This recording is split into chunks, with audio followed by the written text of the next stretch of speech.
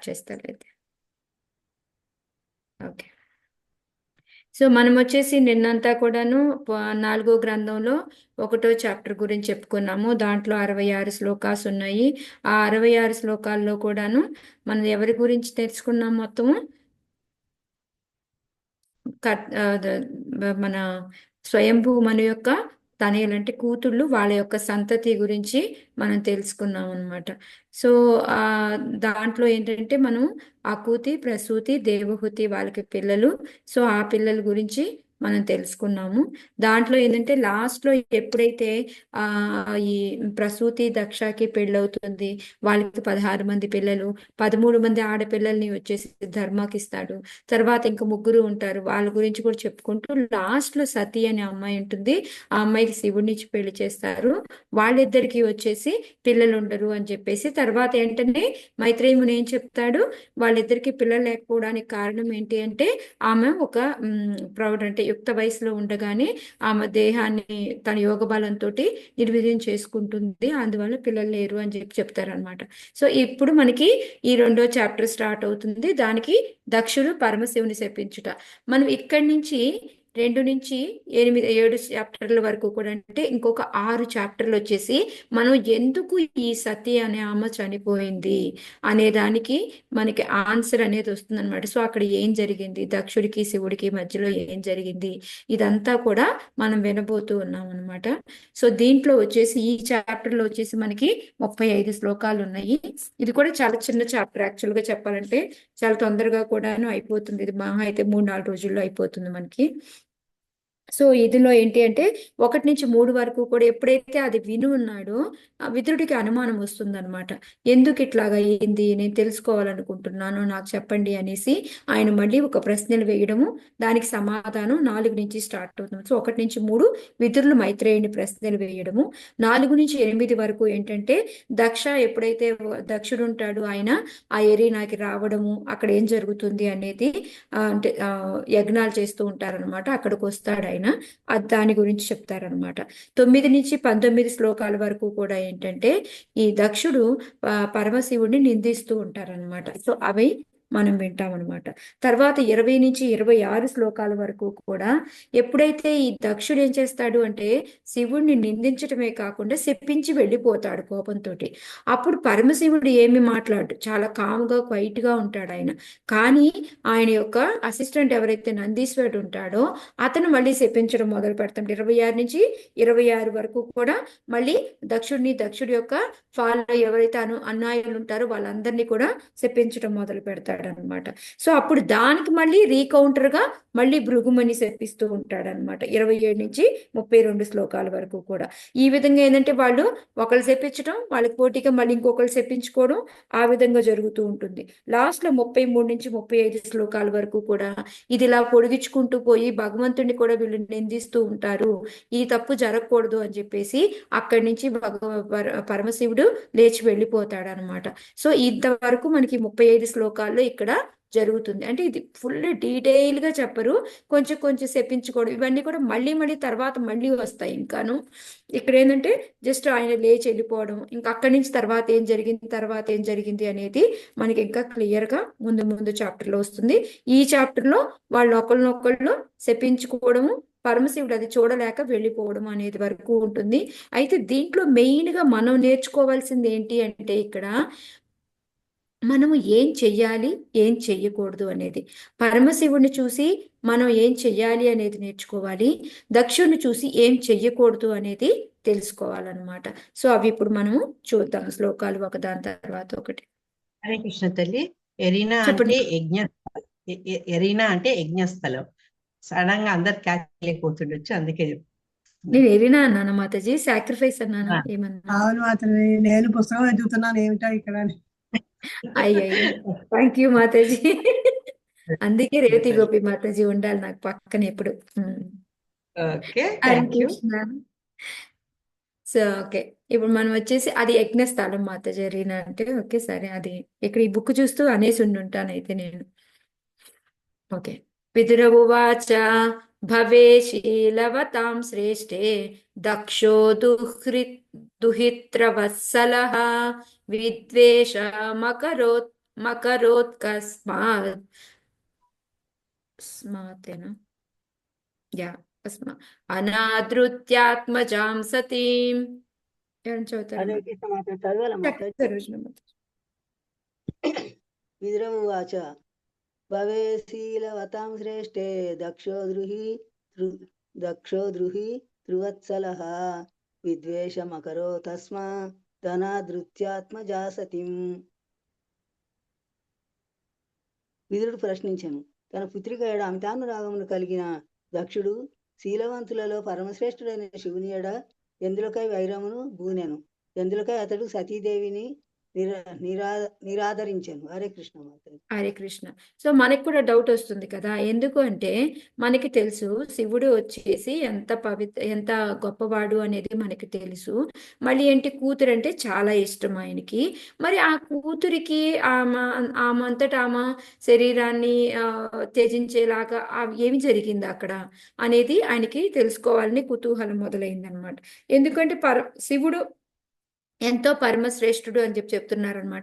మనకి 1-2 శ్లోకాల్లో కూడా శివుడి యొక్క గుణగణాలు మనకి చెప్తూ ఉంటారనమాట. విదురుడు అంటే అంత గొప్ప అతని అంటే ఎలా అంటే ఇంకా ముందు ముందు వాటిలో కూడా వస్తుంది మనకి.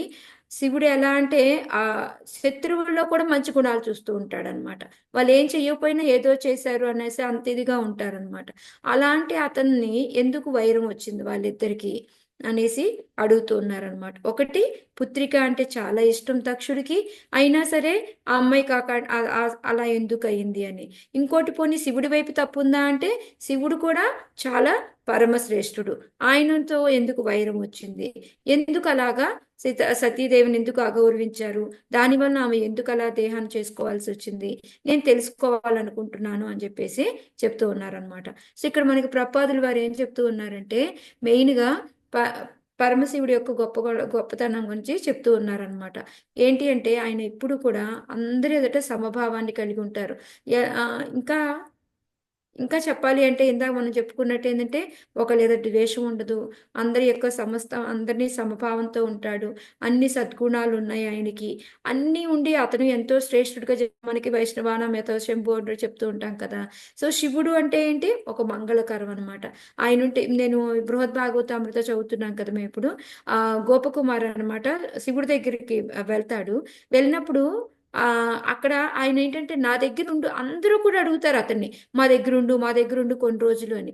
కానీ శివుడు ఒక్కడే ఏం చెప్తాడు అంటే, ఇది కాదు, వైకుంఠం ఇంకా బాగుంటుంది, నాలాంటి వాళ్ళకి కూడా తొందరగా దొరకదు ఆ వైకుంఠంలో ఉండాల్సింది, సో అందుకు నువ్వు అక్కడికి వెళ్ళు, నువ్వు ఇక్కడ ఉండాల్సిన వాడివి కాదు అనేసి మళ్ళీ ఈయన డౌట్ పడుతూ ఉంటాడు గోపకుమారు. నేను నిజంగా వెళ్ళగలనా, నాకు క్వాలిఫికేషన్ ఉందా, నాకు లక్షణాలు ఉన్నాయా వైకుంఠం వెళ్ళడానికి అంటే, నీకు కాక ఇంకెవరికి ఉంటాయి, నీలా నాకన్నా డౌట్ కానీ నీకు ఇంకా ఉన్నాయి లక్షణాలు, నువ్వు అక్కడికే వెళ్ళు అని చెప్పేసి ఆయన ఇంకా సంచారం చేస్తూ ఉంటాడంట.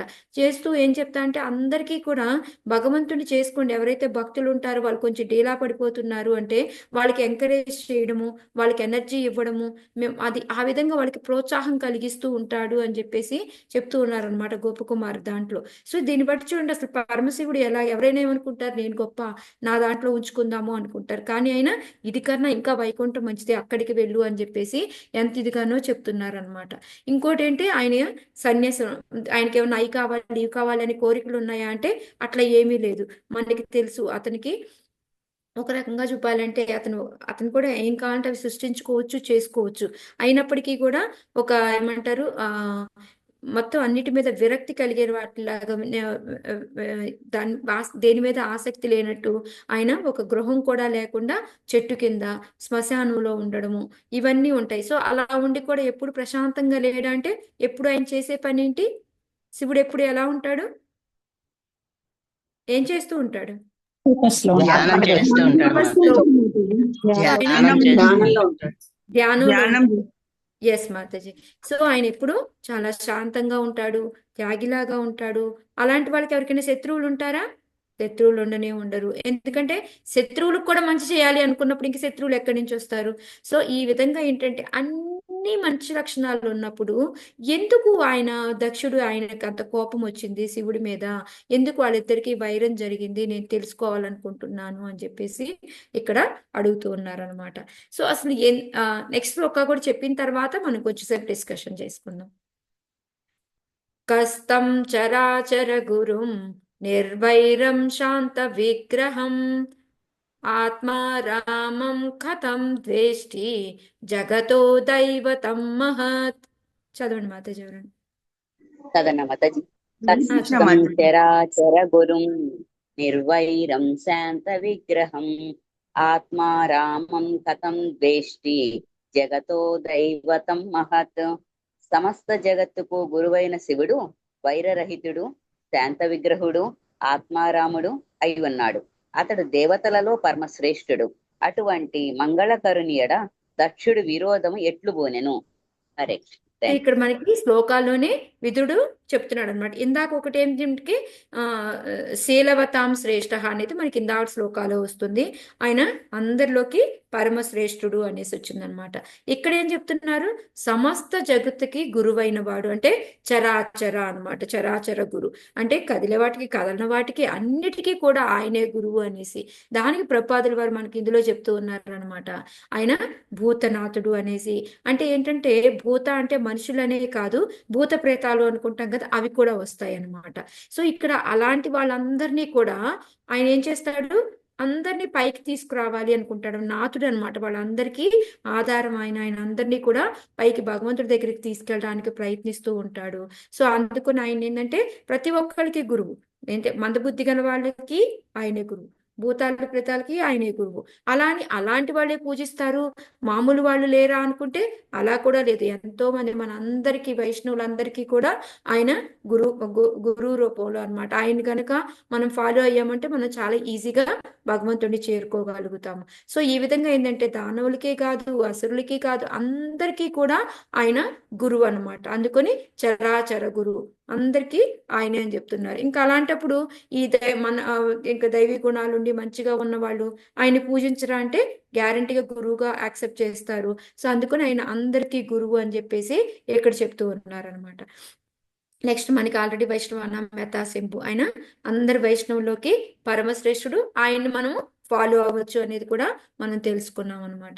నెక్స్ట్ ఇంకా ఏంటి అంటే ఆయన నెక్స్ట్ గుణం ఏంటి అంటే నిర్వైరహ, నాన్ ఎన్వియస్. ఎవరితోటి ఆయనకి అసూయ అనేది లేనే లేదు.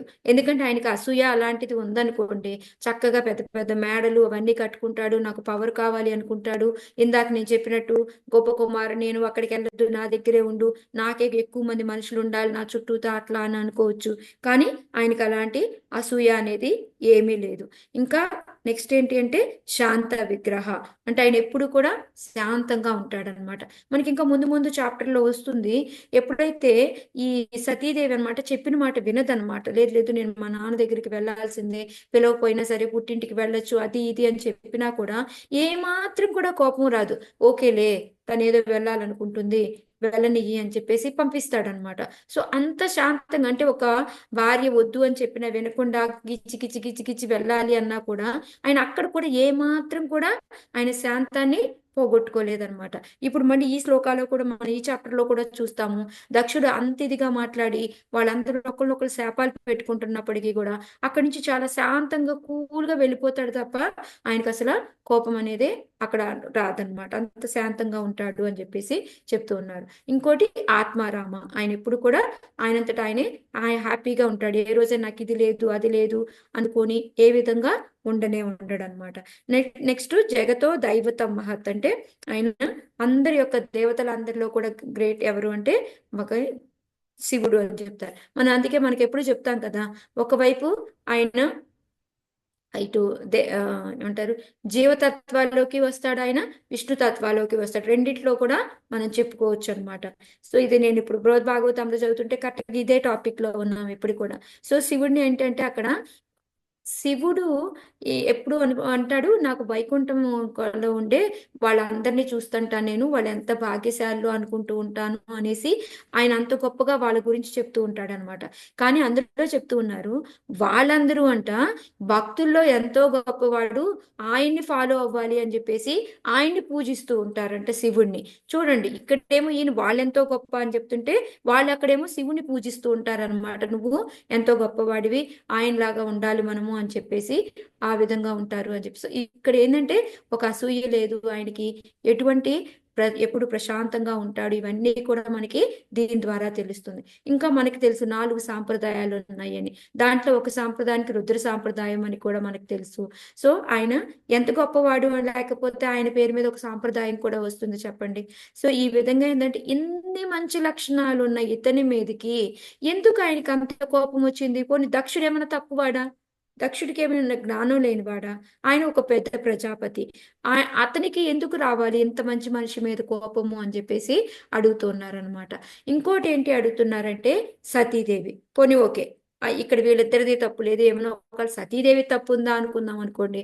అలా చూస్తాము అంటే సతీదేవి అంటేనే పరమ సాధ్వి ఆమెకి శివుడి భార్య. అక్కడ కూడా నాకు ఇవి కావాలి అవి కావాలి అని అడగకుండా భగవంతుడి దగ్గరే ఉండి చక్కగా ఆమె సేవ చేసుకుంటూ అలా ఉంది. సో అలా చూస్తే ఆమె తప్పు లేదు, శివుడు చూస్తే శివుడి తప్పు లేదు. పోనీ దక్షుడికి ఏమైనా జ్ఞానం లేదా అంటే ఆయన ఒక పెద్ద ప్రజాపతి. సో ఇలా ముగ్గురు అందరూ కూడా మంచి వాళ్ళే కదా.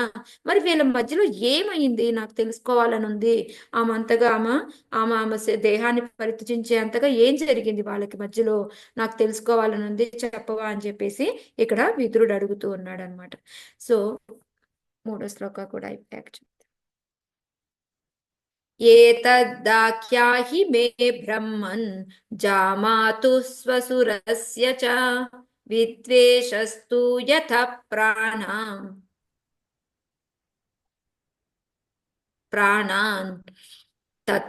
తత్యజేదుస్త్యజాన్ సతి.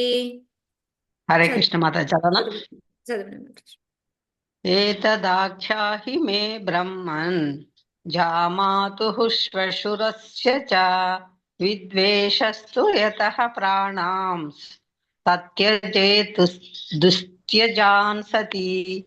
ఓ బ్రాహ్మణోత్తమ, ప్రాణము విడుచుట ఎవరికైనాను మిగుల కష్టతరము. సతీదేవియే ప్రాణము విడుచునంతగా ఆ మామ అల్లుళ్ళు ఎట్లు అంత తీవ్రంగా కలిగించిరో దయతో వివరింపుడు. హరే కృష్ణ మాతాజీ. ఇంకోటి ఇక్కడ ఏంటంటే సతీదేవి, అది కూడా ఆమె ఇంకా చాలా యంగ్ వయసులో ఉంది, యుక్త వయస్కురాల్లో ఉంది. అలాంటి ఆమె ఇప్పుడు చూడండి, మనం చూస్తూ దేహాన్ని వదలడం అంటే మనం మామూలుగానే జబ్బు వచ్చి చనిపోతున్నామంటేనే మనకి ఎంతో బాధ. అయ్యో నేను చనిపోతున్నానా, నా దేహం వదిలేసిపోతున్నానా అని ఎంతో బాధపడుతూ డాక్టర్ని ఇంకో 10 ఏళ్ళు బతికిస్తావు, ఇంకో 10 మన గౌరాంగ దర్శన్ ప్రభు చెప్పట్ల నన్ను ఇంకో 10 రోజులు పంపించండి, ఎంత డబ్బు అయినా పర్వాలేదు నేను ఇస్తానండి, ఇంకొక 10 రోజులండి, మా చుట్టాలు బయలుదేరుతున్నారండి, వస్తున్నారండి, నన్ను చూడాలండి, నా పిల్లలు వస్తారండి అనేసి మనం వెనకాల పడుతూ ఉంటాం డాక్టర్ల వెనకాల. అలాంటిది ఇక్కడ ఆమె అంతటా ఆమె అంత దేహాన్ని ఎట్లా వదిలేసింది? చాలా కష్టమైన పని కదా, అది ఎందుకు చేసింది అది తెలుసుకోవాలనుకుంటున్నాను అని చెప్పేసి. ఇంకా ఆ మామాయిళ్ళు ఆమె ప్రాణం విడిచేంతగా మామాళ్ళు ఏం చేశారు, ఎందుకు అంత గొడవైంది వాళ్ళకి తెలుసుకోవాలనుకుంటున్నాను అని. సో ఇప్పుడు మనం చెప్పుకుందాము. ఇప్పుడు ఎందుకు ఓకే దక్షుడు మన ఆల్రెడీ చాప్టర్ లో ముందే మనం చెప్పుకున్నాం ఏం జరగబోతుంది అనేసి. దక్షుడికి ఎందుకు అంత కోపం వస్తుంది ఆయన అంటే, అంత మంచి మనిషి మీద? ఇలా మనకి ఇక్కడ కూడా జరుగుతుందంటారా? లోకల్ గా కూడా మనకి కూడా మంచి వాళ్ళని నిందిస్తూ ఉంటామా? అహంకారం అదది, నేనే గొప్ప అనే అహంకారం ఉన్న వాళ్ళు తక్కువ, మిగతా వాళ్ళని తక్కువ చేస్తూ ఉంటారు. అలాగే వాళ్ళు గౌరవించకపోతే అలా కోపాలు ఒకటి వస్తాయి. అహంకారం, ఇంకా ఏమన్నా ఉన్నాయా? తనని గౌరవించలేదని అదే మాతాజీ, దేనికి అది గౌరవించలేదు అంటే ఓకే, ఒకటి అహంకారం. మాతాజీ జయశ్రీ మాతాజీ చెప్పారు. సో అట్లా ఇంకా ఏమేమి ఉంటే మనం అట్లాగా వాళ్ళని నిందిస్తూ ఉంటాం? మనల్ని మననే పెట్టుకుందాం ఆ ప్లేస్ లో. అసూయ కూడా ఉంటుంది కదా మరి. Yes, perfect. అసూయ ఉన్నప్పుడు ఏమవుతుంది, మనము ఎక్కువగా వాళ్ళ గురించి చెడుగానే, మనం ఎంత మంచి వాళ్ళైనా సరే మనం పాయింట్అవుట్ చేయడానికి చూస్తూ ఉంటాం, ఏదో ఒకలాగా వాళ్ళని తప్పులు ఎంచుతూ ఉంటాము, అవి చేస్తూ ఉంటాం. ఇంకా ఈ రెండేనా? ఇంకేమైనా ఉన్నాయి? కోపం కూడా మాతాజీ, కోపం. ఓకే. నేనే గొప్ప ద్వేషం. అహంకారం మాతాజీ. Yes. నేనే ఎక్కువ, వాళ్ళు ఎదుటి వాళ్ళు తక్కువ అని అహంకారం మాతాజీ. కరెక్ట్. ఒకటి అహంకారం, ఇంకోటి గర్వం, మూడోది వచ్చేసి అసూయ. ఈ మూడిటి వలన మెయిన్ గా ప్రాబ్లం ఏమవుతుంది అంటే, మనం ఎలాగే చూస్తూ ఉంటాం కూడా. మనకి ఏమైనా ఎగ్జాంపుల్స్ చెప్పగలరా? అలా మంచి వాళ్ళని నిందించడం, వాళ్ళని పనిష్మెంట్ చేయడము మనం చాలా చెప్పుకొని ఉన్నాం ఇప్పటికి. ఎవరైనా గుర్తొస్తున్నారా మీకు టక్కున? కృష్ణుని శిష్పాలు నిందిస్తాడు మాతాజీ. ఓకే. ఇంకా ప్రహ్లాదుడు మాతాజీ. భగవంతుడిని వదిలేసాను, మనుషుల్ని చెప్పుకుందాం. ప్రహ్లాదుడు ఎస్ మాతాజీ, ప్రహ్లాదుని హిరణ్యకశిపు. ఇంకా అలా ఉన్నారు, గబగబా చెప్పండి. దుర్వాసుడు అంబరీష్ అంబరీష్ మహారాజు. మాతాజీ. దుర్వాసుడు, అంబరీష్ మహారాజు. Yes Ambarish yeah.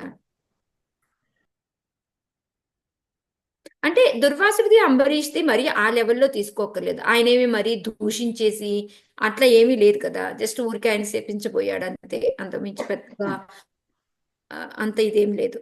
దుర్యోధనుడు యుధిష్ఠిర మహారాజ్ చెప్పుకోవచ్చు, హరిదాస్ ఠాకూరు, కాజీ, మళ్ళీ ఇంకొక అతని పేరేంటి మాతాజీ, హరిదాస్ ఠాకూర్ని బ్లేమ్ చేయాలి అనుకుంటాడు, వేసిని పంపిస్తాడు కదా, అతని పేరేదో ఉంది మర్చిపోయాను, ఆ ఊర్లో ఉన్న అతను.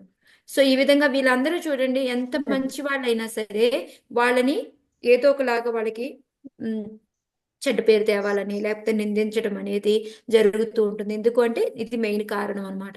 మనలో ఉన్న అహంకారం ఒకటి, ఇంకోటి వచ్చేసి గర్వము, ఇంకోటి అసూయ అన్నమాట. ఈ మూడిటి వలన ఏమవుతుంది అంటే నాకు ఇవ్వాల్సిన గౌరవాన్ని వాళ్ళకి వెళ్తుంది, నేను అది తట్టుకోలేకపోవడం, అది ఒకటి. ఈ మూడు రీజన్స్ వలన వాళ్ళు అది తట్టుకోలేకపోతూ ఉంటారన్నమాట. సో అందుకని వీటి నుంచి మనం ఏం చేయాలి, మనం బయటపడాలంటే ఏం చేయాలి మరి? ఈ మూడింటి నుంచి బయటపడాలంటే మనం చాలా నమ్రత కష్టమైంది. నేర్చుకోవాలి, నమ్రత భక్తి మాతాజీ. నేర్చుకోవాలి మాతాజీ, నమ్రత. ఓకే, ఒకటి నమ్రత, శరణాగతి. శరణాగతి, ఇంకా భక్తి కాదా? భక్తిలోకి వెళ్తే తగ్గదా? భక్తి. భక్తిలోకి వెళ్తే తగ్గుతుంది. Positive thinking first. Positive thinking, very good. ఇంకా కరెక్టే మాతాజీ, నేను ఊరికే అడుగుతున్నాను ఇంటరాక్షన్ కోసం అంతే, కంగారు పడకండి. వైష్ణవుడిగా ఉండాలి.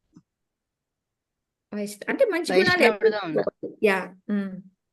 సో మెయిన్ గా ఏంటి అంటే మీరు అందరు చెప్పింది కరెక్ట్. మనలో ఏంటంటే ఆ పాజిటివిటీని పెంచుకోవడం కానీ, నమ్రతను పెంచుకోవడం కానీ, ఇవన్నీ చేస్తే ఏమవుతుంది అంటే మనలో ఇవన్నీ కొంచెం కొంచెం తగ్గుతూ ఉంటాయి.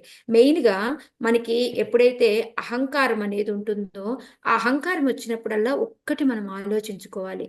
మనకి ఎప్పుడు ప్రపాదులు వారు ఎక్కువగా వాడుతూ ఉంటారు ఈ ఎగ్జాంపుల్ ని.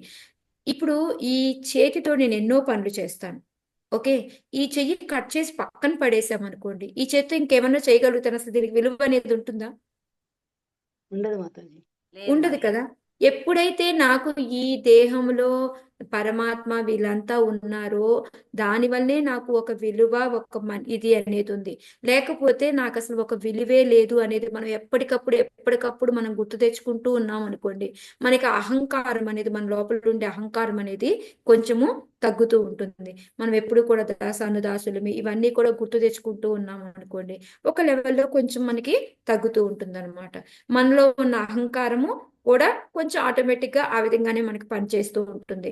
సో ఇంకోటి మెయిన్ గా మనకి అసూయ అనేది తగ్గాలి అంటే రోజు ఏం చేయాలి అంటే మనం ఒక హోంవర్క్ లాగా అనమాట. ఇది అంటే నేను ఇంతకుముందు మీకు ఎక్కువ సెషన్స్ జరుగుతూ ఉండే కదా, వాటిలో విన్నవి నాకు గుర్తొచ్చినాయి చెప్తున్నాను అనమాట. ఎక్కువగా ఏంటంటే మనము మన చుట్టూతో కనపడతారు కదా మంచి వాళ్ళు, వాళ్ళలో ఒక 3 మంచి గుణాలు ఏవైతే నేను చూశానో వాటి 3 మంచి గుణాలని మనం రాసుకోవాలన్నమాట రోజు. ఓ వీళ్ళలో వీళ్ళు ఎంత మంచి వాళ్ళు అని ఒక వ్యక్తి గురించి, రోజు అందరి గురించి రాయక్కర్లేదు, రోజుకొక వ్యక్తి గురించి ఓకే వీళ్ళలో ఈ మంచి గుణాలు ఉన్నాయి అనేసి రాయడం మొదలుపెట్టి ఇంకో పని ఏం చేయాలంటే నాలో ఉన్న ఏమంటారు చెడు గుణాలు ఏంటి అనేది ఒక 3 రాసుకుంటే, ఈ విధంగా కనుక రాసుకుంటూ పోయామంటే కొన్ని రోజులకి ఏమవుతుంది అంటే మనం అందరిలోనే మంచి గుణాలే చూడగలుగుతాం అనమాట. ఎందుకంటే నాలో ఇన్నున్నాయి, నేను ఎందుకు ఎప్పుడు వాడిని పక్వాన్ని చూస్తున్నాను అని మనం రాసుకుంటూ పక్వాళ్ళ మంచి గుణాలు రాస్తూ ఉన్నాం అనుకోండి, ఒక్క నెల పోయేటప్పటికి చూడండి ఏదో కొంత చేంజ్ అనేది మనలో కనిపిస్తుంది అనమాట. ఓ అసూయ అనేది మనకి తగ్గుతుంది అనమాట. ఇంకోటి హరే కృష్ణ మాతాజీ. హరే కృష్ణ చెప్పమ్మా. కానీ అసూయగా ఉండే వాళ్ళలో ఎదుటోళ్ళు మంచి కనపడదు కదా మాతాజీ. అంటే రాయాలి అని పట్టుదలగా రాస్తే వస్తాయి కదా, మనం విడిగా చూడము. ఇది ఒక హోంవర్క్ లాగా పిల్లలకి ఇష్టం ఉండదు, కానీ హోంవర్క్ ఇస్తే ఏం చేస్తారు వాళ్ళు? తిట్టుకుంటాను కొట్టుకుంటాను కానీ రాస్తారు కదా. ఆల్రెడీ వాళ్ళు అది ఉన్నప్పుడు ఎదుటోళ్ళు ఎంత మంచిగా ఉన్నా కనపడరు కదా వాళ్ళకి అలా. అంటే ఏదో ఒకటి ఓకేలే ఈ చిన్నదన్నా తీసుకొని రాద్దాంలే అని అనిపిస్తుంటుంది కదా. పేరుకి రాయడానికే కదా అనిపిస్తుంది అప్పుడు మనం రాసేటప్పుడు. నిజంగా అది అంత పర్టికులర్ గా నాకు బాగా నచ్చింది ఇది అందుకని ఇదే రాస్తాను అలా కాదు, కానీ జస్ట్ ఓకే ఈ రెండు మంచి గుణాలు బాగానే ఉన్నాయి లేబ్బా పోన్లే రాసేద్దాం ఎలా అయినా అనుకుంటాం. కానీ ఎప్పుడైతే మళ్ళీ మన దగ్గరికి వచ్చి క్వశ్చన్ చేసుకుంటామో నాకు ఇవి ఉన్నాయా అన్నప్పుడు నాకు లేవు అనేది ఆ బ్యాడ్ అనేది తెలుస్తూ ఉంటుంది కదా, అప్పుడు కంపారిజన్ మొదలవుతుంది. నాకన్నా వాళ్ళు గొప్ప వాళ్ళు అనేది అసూయ తగ్గుతూ ఉంటుంది అనమాట దానికి కంపారిజన్ కి. ఓకే మాతాజీ. కానీ స్టార్టింగ్ కష్టంగా ఉంటుంది కానీ పాసిబుల్ అనేది కనబడట్లేదు మాతాజీ. మాతాజీ అంటే ఏదో అంటారు చూడండి మాతాజీ, తినగా తినగా వేమే తీయగా అవుతుందంట మాతాజీ. అవును ట్రై అంటే చేయండి ఏం లేదు, ఒక్కొక్కటి.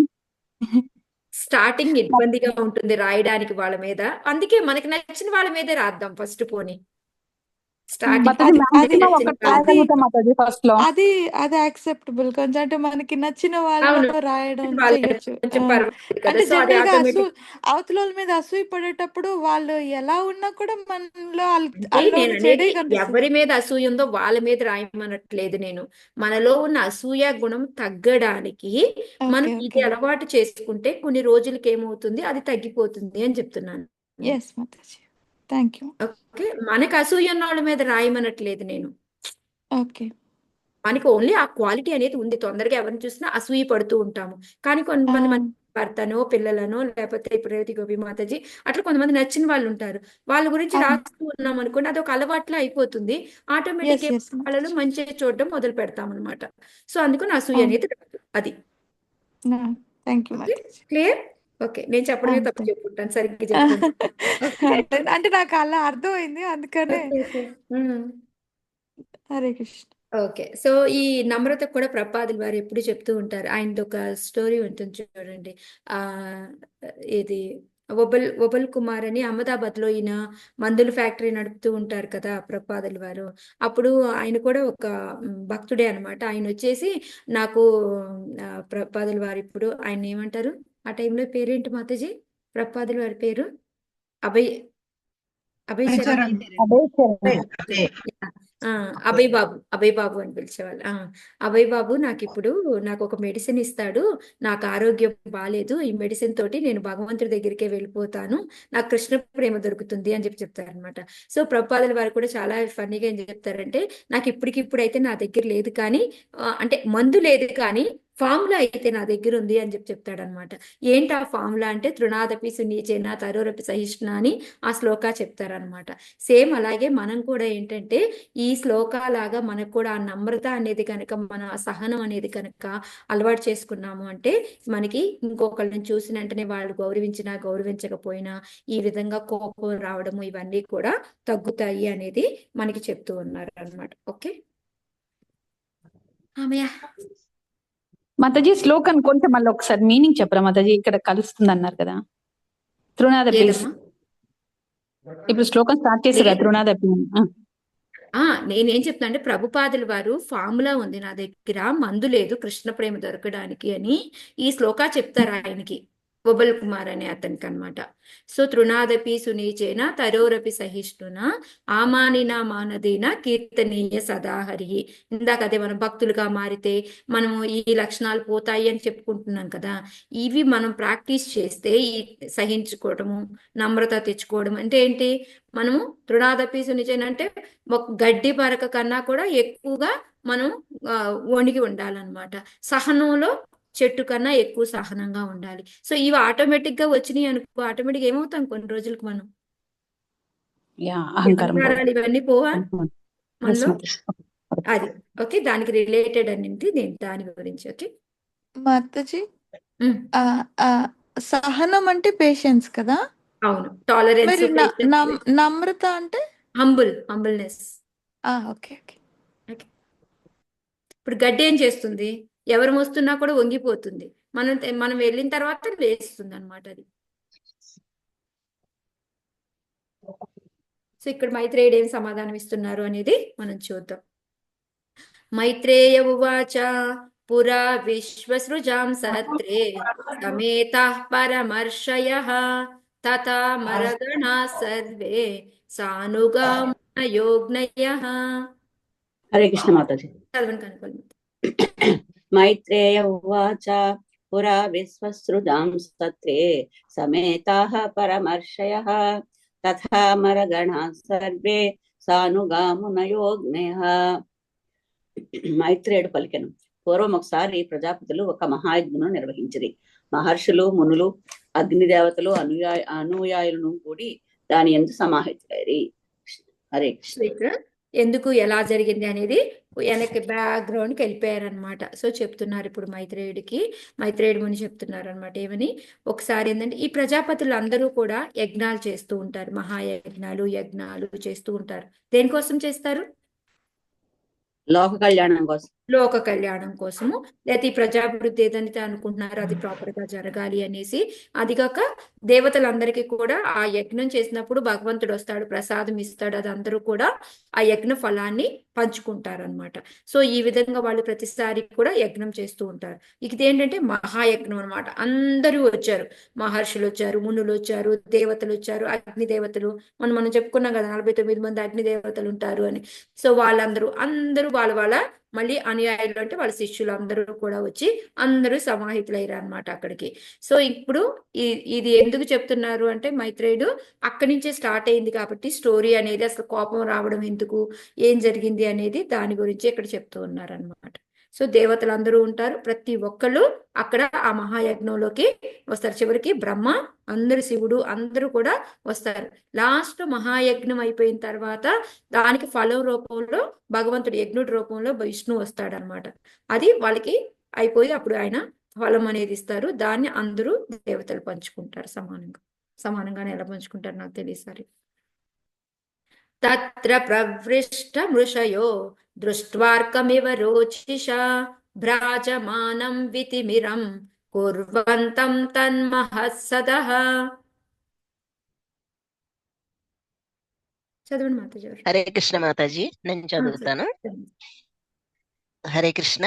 తత్ర ప్రవిష్ట మృషయో దృష్ట్వార్కమివ రోచిషా భ్రాజమానం వితిమిరం కుర్వస్తం తన్మహృత్సదః. హరే కృష్ణ. దక్ష ప్రజాపతి ఆ సభయందు ప్రవేశించినప్పుడు సూర్య తేజము వలె వెలిగొందు అతని దేహకాంతి ఆ ప్రదేశమంతయు ప్రకాశింపచేసెను. అచ్చట సమాహితులైన వారందరూ అతని సన్నిధిని అల్పముగా నైరి. హరే కృష్ణ మాతాజీ. ఎప్పుడైతే దక్ష ప్రజాపతి, ఎందుకంటే ఆయన అందరికీ కూడా అధినేత కాబట్టి ఆయన లాస్ట్ లో వచ్చాడు అనమాట. అందరూ వచ్చి కూర్చొని ఉన్నారు, తర్వాత ఈయన వచ్చాడు అనమాట. ఆ సభలోకి వచ్చినప్పుడు ఏమవుతుంది, ఆయన వచ్చినప్పుడు అప్పటి వరకు ఎలా ఉన్నా కూడా సూర్యుడు వస్తే ఎంత లైటింగ్ వస్తుందో, మన చూడండి చీకటిగా ఉన్నప్పుడు కొంచెం సూర్యుడు వస్తూ ఉంటే పెరుగుతూ ఉంటే లైట్ ఎంత వస్తుంది, అంత తేజంగా ఉందన్నమాట. ఆయన దేహం నుంచి అంత కాంతి వస్తూ ఉందన్నమాట. సో ఆటోమేటిక్ ఏమైపోయింది, మొత్తం ఆ ప్రదేశం అంతా కూడా తేజోమయం అయిపోయింది అనమాట. అయిపోయినప్పుడు ఇంకా మిగతా వాళ్ళందరూ ఎట్లా కనిపిస్తున్నారు అంటే, ఆ కాంతి ముందు ఆయన ముందు అందరూ కూడా చాలా తక్కువగా కనిపిస్తూ ఉన్నారు. అంటే ఇప్పుడు చూడండి, మనకి బాగా తెల్లగా ఉన్న వాళ్ళు ఉన్నారనుకోండి, కొంచెం కలర్ తక్కువ వాళ్ళు ఉన్నారనుకోండి, ఇంకా నల్లగా కనిపిస్తారా లేకపోతే మంచి కలర్ గా కనిపిస్తారా వాళ్ళు? రంగు తక్కువగా కనబడతారు మాతాజీ. ఇంకా తక్కువ కనిపిస్తారు. ఎందుకంటే ఆ తెల్ల దాని ముందు వీళ్ళు ఏంటంటే కొంచెం కలర్ తక్కువైనా కూడా ఇంకా బాగా నల్లగా అనిపిస్తూ ఉంటారు. అదే మంచిగా నల్లగా ఉన్న వాళ్ళ దగ్గర కొంచెం చామన్ సాయిగా ఉన్న వాళ్ళు వచ్చి నుంచున్నా వాళ్ళ కలర్ ఇంకా ఎక్కువగా అనిపిస్తూ ఉంటుంది. సో ఈ విధంగా ఏంటంటే ఆయన కాంతి ముందు ఏంటంటే వాళ్ళందరూ కూడా చాలా చిన్నగా అనిపిస్తూ ఉంటారు. పొడుగు వాళ్ళ పక్కన వెళ్ళి పొట్టి వాళ్ళు నుంచున్నాము అనుకోండి, ఇంకా పొట్టి అనిపిస్తాము. అలా కాకుండా ఒక సమంగా ఉన్న వాళ్ళ దగ్గరికి వెళ్తే అంత అనిపించదు డిఫరెన్స్ పెద్దగా. సో ఆ విధంగా ఏంటంటే అంత కాంతివంతం ఉంది. ఆయన పక్కన మిగతా వాళ్ళందరూ కూడా చాలా చిన్నగా ఆనుతున్నారు అని చెప్పేసి చెప్తూ ఉన్నారు అనమాట. ఉదతిష్టన్ సదస్యాస్తే సద్విష్ణేభ్యా సహాగ్నయః ఋతే విరించాం సర్వం ఋతే విరించాం సర్వం చ తద్భాసాక్షిప్త చేతసః. చదవండి.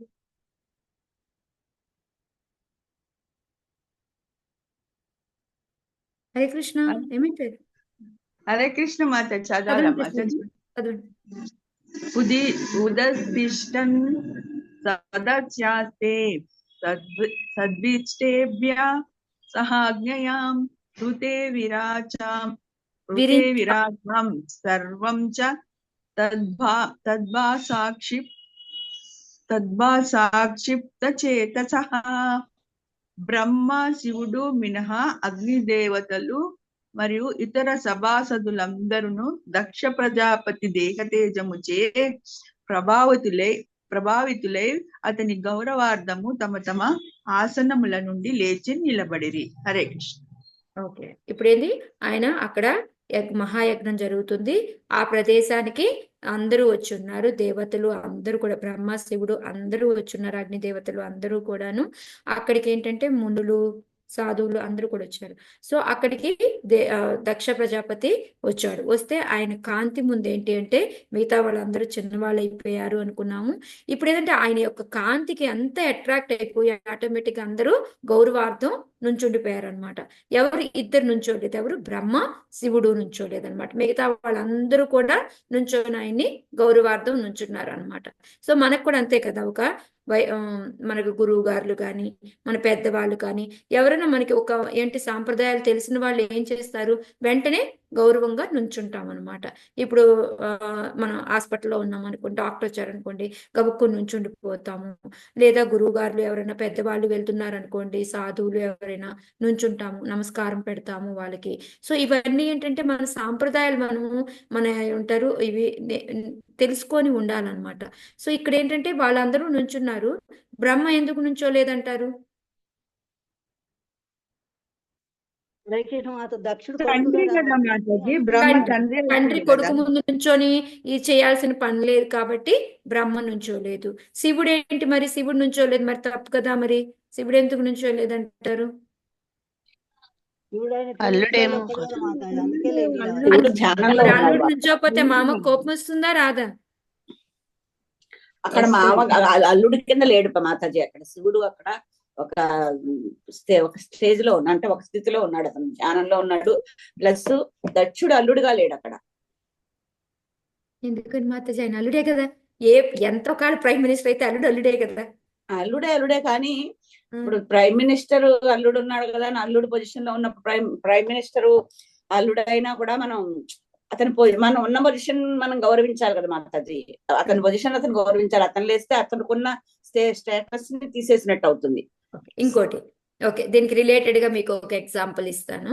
ఇప్పుడు ఫర్ ఎగ్జాంపుల్ మనకి ఈ టెంపుల్లో క్లాసెస్ అవుతూ ఉంటాయి కదా, అప్పుడు వాళ్ళు క్లాస్ ఇస్తూ ఉంటారు, మహారాజులు ఎంటర్ అవుతుంటారు.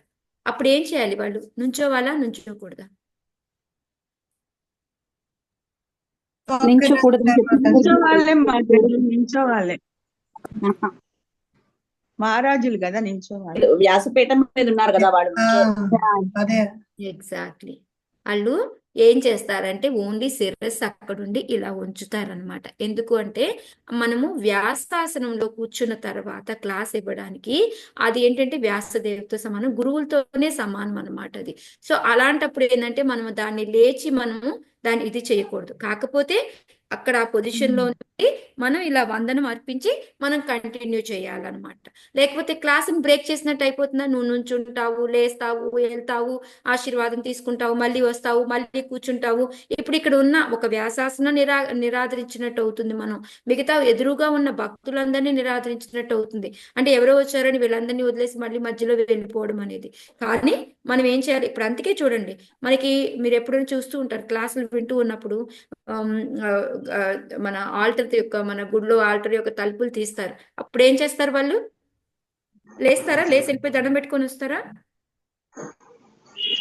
అక్కడి నుంచే నమస్కారం చేసుకుంటారు. అక్కడి నుంచి ఏం చెప్తారు, ఏదైతే ఉన్నారో రాధామాధవ్కి జై అని చెప్తారు, లేకపోతే అష్టకి చెప్తారు, లేకపోతే పంచతత్వకి జై అంటారు, లేకపోతే జగన్నాథ్ బలదేవ్కి జై అని చెప్తారు, బలరామ్ మందిర్కి జై అంటారు. అది చెప్పేసి వెంటనే క్లాస్ మాత్రం స్టార్ట్ చేసేస్తారు అనమాట.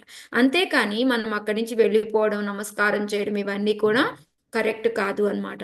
సేమ్ ఇక్కడ శివుడు పొజిషన్ కూడా అదే. ఆయన ఏంటంటే ధ్యానంలో ఉన్నాడు కాబట్టి ఆ పర్సన్ కి లేచి ఆయన అక్కడ దండం పెట్టలేదు. కానీ అది అంతా ఏమంటారు, ఎప్పుడైతే ఆల్రెడీ ఏంటి శివుడికి ఆల్రెడీ పదవి పరంగా చూసుకున్నా, ఆయన చేసే పని చూసుకున్నా, బ్రహ్మతో కన్నా కూడా ఇంకా ఎక్కువ మనకి తెలుసు శివుడు. అలాంటిది ఆయన యాక్చువల్గా నుంచోవలసిన పని లేదు. ఇందాక కనకవల్లి మాతాజీ చెప్పినట్టు యాక్చువల్గా ఆయన ఒక సభాపరంలో ఉన్నప్పుడు ఆయన మామూలుగా ఏంటంటే నుంచోవలసిన పని లేదు. కానీ ఇంకోటి ఏంటి, ఆయన అప్పుడు ఆ టైంలో ధ్యానం చేస్తూ ఉన్నాడు అనమాట. భగవంతుడి పూజలో ఉన్నప్పుడు దాన్ని ఆపేసి ఎవరో వచ్చారు అని తలుపు తీస్తామో మనము, పక్క వాళ్ళని చేయమని చెప్తాం కదా. సేమ్ అదే విధంగా అనమాట ఇక్కడ మనం చేయాల్సింది ఏంటి అంటే, ఆయన చేసిన తప్పు కాదు శివుడు, బట్ కానీ ఎప్పుడైతే మనలో అసూయ ద్వేషాలు ఉంటాయో మనకి చెయ్యని తప్పు కూడా తప్పు కింద కనపడుతూ ఉంటుంది అనమాట. అవి ఎందుకు ఏంటి అనేది మనం నెక్స్ట్ శ్లోకాల్లో చూద్దాం.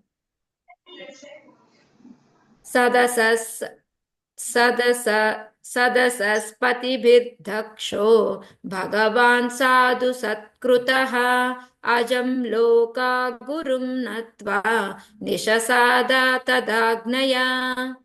హరే కృష్ణ మాతాజీ. సదసస్పతిభిర్దక్షో భగవాన్ సాధు సత్కృతః అజం లోక గురుం నత్వా నిశసాద తదాజ్ఞయా. సభాపతి యొక్క బ్రహ్మదేవుడు దక్షుని యుక్తముగా ఆహ్వానించాడు. పిదప దక్షుడు బ్రహ్మదేవునికి వందనములొసగి అతని అనుజ్ఞతో తన ఆశ్రమని గ్రహించాను. హరే కృష్ణ. సో ఇది ఇందులో బాగానే పనిచేసింది. దక్షుడు చక్కగా తండ్రికి వెళ్ళేసి బ్రహ్మదేవుడికి దండం పెట్టాడు. సో ఆయన ఆశీర్వాదం తీసుకున్నాడు. తర్వాత వచ్చేసి ఆయన ఆసనం మీద కూర్చున్నాడు అన్నమాట. సో ఇక్కడ కొన్ని ఎటిక్స్ మన సాంప్రదాయాలు అనేది ఫాలో అయ్యారనమాట. సో నెక్స్ట్ లోక ప్రాగ్నిషండం మృడం దృష్ట్వా నామృష్యత్తదనాదృతః ఉవాచ వామం చక్షుర్భ్యాం ఓకే ఉవాచం వామ చక్షుర్భ్యాం అభివీక్ష దహన్నివ. హరే కృష్ణ మాతాజీ. ప్రణామం మాతాజీ. ప్రాజ్ఞషన్నం మృడం దృష్ట్వా నామృషత్వ ఉంది. ప్రాజ్ఞషన్నం మృడం దృష్ట్వా నామృష్యత్తదనాదృతః వవాచ వామం చక్షార్భ్యా అభివీక్ష దహన్నివ. ఆసనమును గ్రహించుటకు ముందు దక్షుడు తనకు శివుడు ఆసీనుడయ్యుండి ఎట్టి గౌరవమును చూపకపోవుటను కాంచి మిగుల అవమానితుడయ్యను. తీవ్రముగా క్రోధితుడై అతడు నేత్రములో జ్వలించుచుండ శివునికి విరుద్ధముగా అతి కటువుగా పలుకనారంభించెను. హరే కృష్ణ మాతాజీ. ప్రణామం. ప్రణామతాజీ. సో ఇక్కడ ఏమంటున్నారు, ఎప్పుడైతే ఇప్పుడు చూడండి మనకి ఆల్రెడీ ఒకళ్ళ మీద అసూయ ద్వేషము ఇవన్నీ ఉన్నాయి అనుకోండి, అహంకారం నిండుగా ఉందనుకోండి, వాళ్ళు ఒక చిన్న ఏంటంటే భరిస్తూ ఉంటాం, కొంచెం కొంచెం కొంచెం కొంచెం కొంచెం భరిస్తూ ఉంటాం. ఒక రోజుకి అది మొత్తం అంటే బర్స్ట్ అయిపోతుంది అనమాట. ఆ రోజు నిజంగా వాళ్ళు పెద్ద తప్పు చేయకపోయినా కూడా చిన్న ఛాన్స్ దొరికితే చాలు మనం పడిపోతాం. అవునా లేదా? ఇలాంటి సీన్ జరుగుతుంటే లేదా మన దగ్గర?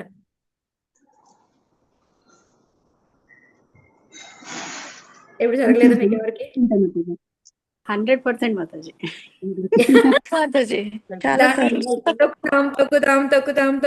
తొక్కుతాం. ఓకే, ఆల్రెడీ అసూయ ఉంది, ద్వేషం ఉంది వాళ్ళ మీద, భరించాం. ఇంకా ఏంటంటే ఒక టైంలో ఏంటంటే ఒక బరస్ట్ కండిషన్ వస్తుంది అనమాట. అది పెద్దగా ఎక్కువ చెయ్యక్కర్లేదు కానీ పడిపోతాం డల్ మన వాళ్ళ మీద. సేమ్ అదే సిచ్యుయేషన్ అనమాట. ఆల్రెడీ ఎప్పటి నుంచో ఏంటి అంటే వాళ్ళ కూతుర్ని ఇచ్చాడు. మంచిగా కూతుర్ని ఇస్తే ఆ కూతుర్ని తీసుకెళ్లి ఎక్కడో శవాల మధ్యలో శ్మశానంలో పెడుతూ ఉన్నాడు. అతను చూస్తే మంచిగా లేడు, మళ్ళీ చూస్తే గౌరవం చూస్తే అమితమైన, అందరూ గౌరవిస్తారు ఆయన్ని. నాకన్నా ఎక్కువ ఏముందని అంత గౌరవం ఇస్తాడు ఒకటి. ఇంకోటి ఏంటంటే నా కూతురికి ఎన్ని కష్టాలు పెడుతున్నాడు అని ఒకటి. అప్పుడు కూతుర్ని కదా అడగాలి. అడగకుండానే ఈయనకి ఏంటంటే ఆ అసూయ వలన ఏమైపోతుంది అంటే లోపల చాలా ఎప్పటి నుంచో ఉందన్నమాట. సో అది ఈ రోజుకి బరెస్ట్ అయిపోయింది అనమాట. అక్కడ ఏం లేదు, ఊరికే నుంచోలా అంతే. దానికి చూడండి ఎంత కోపం వచ్చిందో ఆయనకి.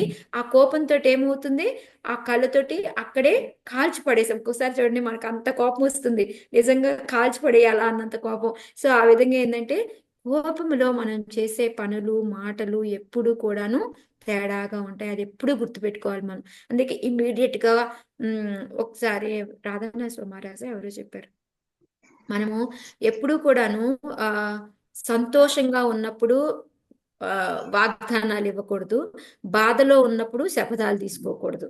ఇది ఏంటంటే మనకి ఆ ఒక్కొక్కసారి ఏంటంటే దాంట్లో ఉన్నప్పుడు ఆ కోపంలో ఉన్నప్పుడు మనం ఏం మాట్లాడతాము, ఏం పని చేస్తాము, ఏమీ తెలియదు. ఆనందంలో కూడా చూడండి, మీకు ఇచ్చేస్తాం ఇచ్చేస్తాం ఇచ్చేస్తాం అనేసి మనం అందరికీ మాట ఇస్తాము. కానీ ఆ తర్వాత ఒక్కటి కూడా గుర్తుండదు, మనం ఏమీ చెయ్యమన్నమాట. సో అందుకని ఏంటి అంటే ఈ మెయిన్గా ఈ కోపం వచ్చినప్పుడు ఇమీడియట్ గా మనం రియాక్ట్ అవ్వకూడదు అనేది మనకి ఎస్పెషల్గా ఇక్కడ నేర్చుకోవాల్సిన లెసన్ ఏంటి అంటే, కోపం వచ్చినప్పుడు మనకి మెమరీ పనిచేయదు. మనకి ముందే కదా, ధ్యాయత విశ్రాంతి పుంస సంగస్తేషు ఉపజాయితే సంగాత్ సంజాయితే కామ కామాత్ క్రోధోభిజాయిత క్రోధోద్భవతి సమ్మోహ సమ్మోహాత్ ప్రతి సంభ్రమ ప్రతిభ్రంశాత్ బుద్ధినాశో బుద్ధినాశాత్ ప్రణశ్యతి. అంటే మనకేమవుతుంది, ఫస్ట్ మనం ఒక దాన్ని చూస్తాము, దాన్ని చూసిన తర్వాత దాని మీద ఒక కోరిక అనేది కలుగుతుంది. అది కోరిక నెరవేరకపోతే అది కోపంగా మారుతుంది. ఆ కోపం కాస్త మనకేమవుతుంది, మనకి మాయలో పడేస్తుంది. దాని తర్వాత మన బుద్ధి పనిచేయదు. సో దానివల్ల ఏమవుతుంది, మనకి కింద పడిపోతాము అన్నమాట. సో ఈ విధంగా మనకి స్టెప్ వైజ్ మనకి జరుగుతూ ఉంటుంది. ఈ కోపంలో ఉన్నప్పుడు మనం ఎవరిని ఏమన్నా మాట్లాడినా తప్పుగానే మాటలు వస్తాయి, చేసిన చేతులైనా కూడా తప్పుగానే జరుగుతాయి. అందుకని మనం అట్లీస్ట్ కొంచెం సేపు మనల్ని మనం కంట్రోల్ చేసుకున్నాము అంటే కొంచెం తగ్గుతుంది అన్నమాట. సో అది ఇక్కడ మెయిన్ గా మనం నేర్చుకోవాల్సిన లెసన్ ఏంటి అంటే ఇదే. ఇప్పుడు ఎందుకు ఆయనకు అంత కోపం వచ్చింది, ఆయన ఏం మాట్లాడాడు అనేది చెప్తున్నారు. ఇక్కడ ప్రపాదుల వారు ఏం చెప్పారు అంటే, ఆయన అల్లుడు అయ్యుండి నేను వచ్చినప్పుడు నుంచోలేదు, అందరూ నుంచున్నారు, ఇతను తప్ప అనేసి అక్కడ ఒక కోపము.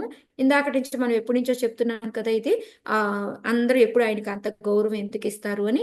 ఇంకోటి, ఎప్పుడు కూడా పేదవాడిలాగా మంచి బట్టలు గెట్టలు వేసుకోకుండా ఇవన్నీ ఉండడం మూలంగా దక్షుడికి ఏంటంటే అసంతృప్తి అనేది ఉంది. ఆ అసంతృప్తితో పాటు ఇది కూడా తోడైపోయి ఆయనకి కోపం ఎక్కువైపోయింది అని చెప్పేసి చెప్తూ ఉన్నారన్నమాట.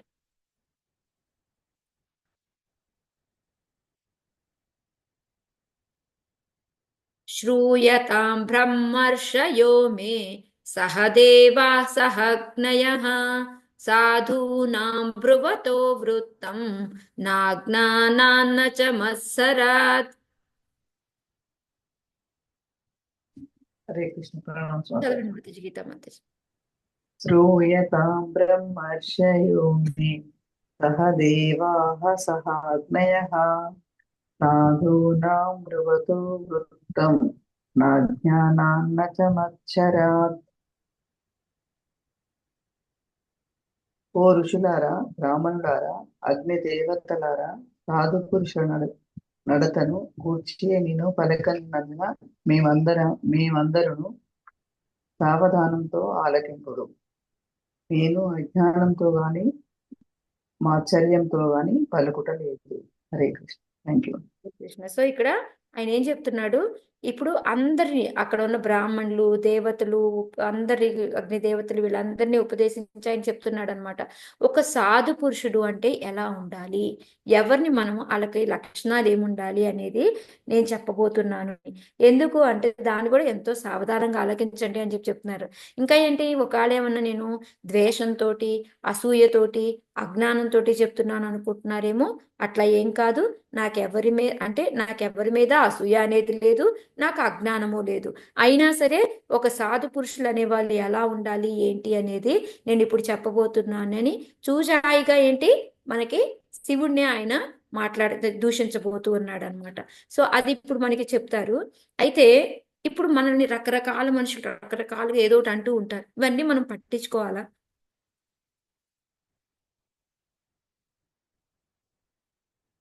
మాతాజీ పట్టించుకోవద్దు. ఓకే, ఒక చిన్న సింపుల్ ఎగ్జాంపుల్ తను ఎక్కువగా ప్రపాదుల వారు హరే వాడి కృష్ణ. తీసుకుంటే ఎవరు మన గురించి అంటున్నారు దాన్ని బట్టి మనం పట్టించుకోవాలో వద్దో ఎస్. ఇప్పుడు గురువు లాంటి వాళ్ళు, మన వెల్ విషర్స్ ఉంటారు, వాళ్ళు చెప్పారనుకోండి అది వినాలి మనం.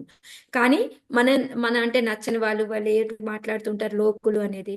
సో ఇది ఎక్కువగా ప్రపాదుల వారు వాడుతూ ఉంటారు ఈ ఎగ్జాంపుల్ని. ఒక అతను వాళ్ళ పిల్లవాడు గాడిద 3 కూడా రోడ్డు మీద వెళ్తూ ఉంటాయి అనమాట. సో అలా వేసుకొని వెళ్తా ఉంటే లోకులు అందరూ చూస్తూ ఉంటారనమాట. లోకులు కాకులు అంటూ ఉంటారు, మనకు తెలుసు కదా సాధారణంగా. సో వాళ్ళు అంటారు, ఎందుకు గాడిదని ఉంచుకున్నాడు, గాడిదని వాడుకోవడం కూడా చేత కాదు, పిచ్చోడు, శుభ్రంగా గాడిద ఎక్కిపోక ఎందుకు ఇట్లా వెళ్తున్నాడు అనేసి వాళ్ళు మాట్లాడుకుంటూ ఉంటారనమాట. పాపం అవి వింటాడు, వినేసి అవును కదా ఎందుకు గాడిద ఉంది కదా అనేసి పిల్లోడిని ఎక్కిస్తాడనమాట. పిల్లోని ఎక్కించి ఆయన బిందాస్గా నడుస్తూ ఉంటాడు అనమాట. సో మళ్ళీ మొదలు పెడతారనమాట వీళ్ళు లోకులు. ఏమంటూ ఉంటారంటే, చూడు పిల్లోడిని ఎక్కించాడు, పిల్లోడు ఏమన్నా పడిపోతే ఏమన్నా బిందాస్గా నడుచుకుంటూ పోతున్నాడు, జాగ్రత్తగా పిల్లోడిని పట్టుకోవాలి కదా, ఏమి మనిషి ఈ మనిషి అనేసి వాళ్ళు మాట్లాడుకుంటూ ఉన్నారు. ఓహో ఇదేంటి అబ్బాయి ఇలా అన్నారు కదా అని చెప్పేసి మళ్ళీ ఏం చేశాడు, సరే అనేసి ఇద్దరు ఎక్కి కూర్చున్నారు. ఆయన ఎక్కాడు, పిల్లోడు ఎక్కాడు, మొత్తం ఎక్కి వెళ్తూ ఉన్నారు. మళ్ళీ ఏమన్నారు, ఈ మనిషా దున్నపోతా గాడిద మీరు ఇద్దరు కూర్చుంటారా, ఏమన్నా ఇదా అని చెప్పేసి మళ్ళీ వాళ్ళు మాట్లాడుతూ ఉంటారనమాట. సో ఏది చేసినా ఈ లోకల్ అనే వాళ్ళు ఏం చేస్తారు, ఏదో ఒకటి మాట్లాడుతూనే ఉంటారు. సో ఇప్పుడు ఇవన్నీ పట్టించుకుంటే ఇప్పుడు అతని పరిస్థితి ఏంటి, ఏం చేయాలో ఆయనకే అర్థం కావట్లేదు. ఇప్పుడు అతను ఎక్కకపోతే ఒక ప్రాబ్లం, ఎక్కితే ఒక ప్రాబ్లం, పిల్లోని ఒక్కడిని ఎక్కిస్తే ఒక ప్రాబ్లం, మరి ఏం చేయాలి? సో దీన్ని బట్టి ఏమర్థమైంది మనకి? అలాంటి వ్యాఖ్యానాలు పట్టించుకోకూడదు. ఎస్, లోకులు అనే వాళ్ళు రకరకాలు మాట్లాడుతూ ఉంటారు. బట్ ఏంటంటే ఇందా రేవతి గోపి మాతాజీ అన్నట్టు మనకి మంచి చెప్పేవాళ్ళు, మనకి ఎవరైతే గురువుల స్థానంలో ఉండేవాళ్ళు, శిక్షా గురు స్థానంలో ఉండేవాళ్ళు, వాళ్ళు మనకి నువ్వు ఇదా తప్పు చేస్తున్నావు అని ఏదన్నా చెప్తే దాన్ని సరిదిద్దుకోవాలి తప్ప, మిగతా వాళ్ళు ఏవేవో మాట్లాడుతున్నారు అని వాళ్ళకి నచ్చినట్టుగా మనం చెయ్యాలి అనుకుంటే అది అసంభవం. అందరికీ నచ్చినట్టు చేయడం అనేది అది ఇప్పుడు ఎంత మంచి డివోటీ అయినా కానీ ఎవరో ఒకరికి ఏదో ఒకటి నచ్చుతుంది. సో అందుకని ఏంటంటే అవన్నీ పట్టించుకోకూడదు. సో ఎలా అంటే ఇప్పుడు దక్షుడు ఎన్నో విధాలుగా ఎన్నో రకాలుగా తిడుతూ ఉంటాడు ముందు మనకి శ్లోకాల్లో. సో దాన్ని ఏది కూడా ఆయన సీరియస్ గా తీసుకోడు, పట్టించుకోడు అనమాట. సో ఇప్పుడు మనం అందుకని ఇక్కడ ఈ యాక్చువల్ గా పర్టికులర్ గా ఈ మాతాజీ తీసుకొని ఉంటే బాగుండేది ఈ చాప్టర్ లో యాక్చువల్ గా. సో నెక్స్ట్ చాప్టర్ నుంచి మాతాజీని పుష్ చేద్దాం తీసుకోవడానికి. ఎందుకంటే ఎన్నో పాయింట్స్ మనం నేర్చుకోవాల్సినవి, మనం అవలంబించాల్సినవి అన్ని కూడా వీటి నుంచి మనం ఎన్నో నేర్చుకోవచ్చు అనమాట. సో కృష్ణవేణి మాతకి వెళ్ళండి. సో అందుకని ఏంటంటే చాలా కొంచెం నెమ్మదిగా వెళ్తుంది. అందుకే యాక్చువల్గా చెప్పాలంటే దీంట్లో ఎక్కువ ఏమీ లేదు. బట్ కానీ అంటే మనకి ప్రాక్టికల్ గా మనం ఇవి చేసుకుంటే మన లైఫ్ లో ముందుకు వెళ్తాము అనేది కొన్ని మనం నేర్చుకోవచ్చు అనమాట. సో ఇక్కడ చూడండి ప్రభుపాదులు గారు చెప్తూ ఉన్నారు, సాధు పురుషుడు నడతను గురించి ఆయన చెప్పబోతున్నాడు. అది కూడా ఏంటంటే శివుడికి విరుద్ధంగా చెప్పాలి, కాకపోతే దాన్ని కప్పిపుచ్చుకోవడానికి ఏంటంటే ఒక నార్మల్ గా సాధువులు అనే వాళ్ళు ఎలా ఉండాలి అని చెప్పేసి చెప్తూ ఉన్నారనమాట. అలాంటి వాళ్ళు నడిమంత్రపు సిద్ధిగాళ్ళు, కొందరు సహజంగానే కష్టపెట్టను, దానిచే సభాసదులకు కూడా అసంతుష్టులగిన అవకాశం కలదు. అందుకోసం అనేసి ఏంటంటే ఆయన ఇలా ఒక నేగ్గా చెప్తున్నట్టు చెప్తూ అక్కడ శివుడిని అవమానించాలని చూస్తూ ఉన్నాడు అనమాట. కానీ అది అక్కడ ఉన్న వాళ్ళందరికీ కూడా తెలుసు, ఎందుకంటే ఆయన ఆల్రెడీ శివుడి మీద ద్వేషంతో ఉన్నాడు. దానికి తగ్గట్టు నేను అజ్ఞాని కాదు అని చెప్తున్నాడు, కానీ ఆయన అజ్ఞాని అని మనకి పూర్తిగా మనకి నెక్స్ట్ మాట్లాడే మాటల వలన సిరీస్ గా తెలిసిపోతూ ఉంటుంది అనమాట. Okay, Hare Krishna. Okay 10 finish అయినా, ఓకే 10 రేపటి నుంచి చెప్తాను. ఇంకోటి ఏంటి అంటే ఇక్కడి నుంచి కూడా మనకి మామూలుగా ఎవరైనా ఒక భక్తుడిని ఎవరైనా నిందిస్తూ ఉన్నారనుకోండి, మనం ఏం చేయాలి? చెవులు మూసుకుని అక్కడి నుంచి వెళ్ళిపోవాలి మాతాజీ. ఓకే, వింటే దేంతో సమానం అది? చాలా చోట్ల వచ్చి ఉంటుంది మనకి. వైష్ణవ అపరాధం కింద వస్తుంది మాతాజీ. వైష్ణవ అపరాధం మనం అంటే ఒక భక్తుడిని కానీ ఎవరినైనా వాళ్ళు మాటలతో హింసిస్తూ మాట్లాడుతూ ఉంటే అది అక్కడి నుంచి లేచిపోకుండా మనము ఎంకరేజ్మెంట్ లాగా ఇంకా కూర్చొని విన్నాము అంటే అది ఆత్మహత్యతో సమానం అని కూడా చెప్తారనమాట. ఒక్కొక్క చోట వస్తుంది మనకి, ఎక్కడ చైతన్య చరితామృతాలు అనుకుంటా వస్తుంది అది. ఎగ్జాక్ట్ గుడ్ ప్లేస్ శ్లోకాలు చూసి చెప్తాను నేను మీకు. సో ఈ విధంగా ఏంటంటే ఇక్కడ మనకి ఆచార్యులు చేసిన గొప్పతనం ఏంటి అంటే, ఇప్పుడు ఈయన ఒక భక్తుడిని దూషించబోతూ ఉన్నాడు కదా, కానీ ఆచార్యులు కానీ ఇక్కడ మన ప్రపాదులు కానీ వాళ్ళు ఏంటంటే ఆయన అన్న ప్రతి ఒక్క పదాన్ని కూడా దాన్ని ఇంకో అర్థం అనమాట, అంటే ఆయనలో ఉన్న గొప్ప గుణాలని దాన్ని కలిపి చెప్తున్నట్టుగా తీసి చెప్తూ ఉంటారు. అవి ఎట్లా ఏంటి అనేది మనం రేపటి నుంచి చూస్తాం కదా, అప్పుడు తెలుస్తుంది మీకు. అంటే మనం వినకూడదు కాబట్టి దాన్ని మనం ఎలా మలుచుకోవచ్చు, ఒక తిట్టుని కూడా ఒక పొగడ్తలాగా ఎలాగ దాన్ని మార్చచ్చు అనేది ఇప్పుడు మనం మిగతా శ్లోకాల్లో చూస్తాం అనమాట. యాక్చువల్గా ఆయన దూషిస్తాడు, కానీ దాన్ని మనకి సేమ్ ఎక్కడ మాతాజీ ఇది ఆ, భాగవతంలో కూడా వస్తుంది కదా, దామోదర్ రికార్డింగ్. దీన్ని నిందాస్తుతి అంటారు. నిందాస్తుతి కాదు మాతాజీ. పురుషాధమ అనేసి తిడతాడు కదా, దాన్ని మళ్ళీ కన్వర్ట్ చేసుకొని మనకి మంచి పేరు మాతాజీ చెప్తాడు. వరాహ అవతారం ఆ ఫైట్ అప్పుడు అంతర్గత అర్థాలు చెప్తారు మాతాజీ, లైక్ పైన ఒకటి లోపల ఎగ్జాక్ట్లీ, ఒకటి. అవును. ఇది కాకుండా ఇంకోటి 10th చాప్టర్ లో కూడా వస్తుంది. మనకి భగవంతుడిని తిడుతా ఉంటారు. సరస్వతీదేవి నోటితో ఎవరు మాతాజీ అది, ఇంద్రుడా బ్రహ్మనా ఎవరు తిడుతా ఉంటారు? నాకు గుర్తు రావట్లేదు తల్లి. అర్భకుడు, పురుషాధమ, ఇవన్నీ తిడతా ఉంటాడు కదా మాతాజీ. అవును, అతను అర్భకుడు కాదు, పురుషాధముడు అంటే అంటే పురుషుల అందములో ఉన్న పురుషులందరినీ కూడా పైకి లేవనెత్తేవాడు అని. సరస్వతీదేవి ఆ నాలిక మీద ఉండి ఆ మాటలన్నిటినీ మార్చేస్తుంది, మీనింగ్ అంతటిని. యా నేను చూసి చెప్తానే మాతాజీ.